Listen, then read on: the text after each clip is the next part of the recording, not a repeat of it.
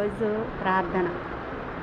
యెహోవా కెరూబుల మీద నివసించుచున్న ఇశ్రాయేలు దేవా, భూమి ఆకాశములను కలుగజేసిన అద్వితీయ దేవ, నీవు సకల లోక రాజ్యములకు దేవుడవై ఉన్నావు తండ్రి. స్థలమందు చేయబడు ప్రార్థన మీద మీ కనుదృష్టి ఉంచండి, మీ చెవులు ఆలకించండి. ప్రార్థనకు తగిన ప్రతిఫలాన్ని మీరు మాకు అనుగ్రహించండి. మీరు మమ్మల్ని నిశ్చయముగా ఆశీర్వదించి ఉన్నారు. మా సరిహద్దులను మీరు విశాలపరచి ఉన్నారు. మీ చేయి మాకు తోడుగా నుండ దయచేసి ఏ కీడును రాకుండా తప్పించమని వేడుకొనుచున్నాము తండ్రి.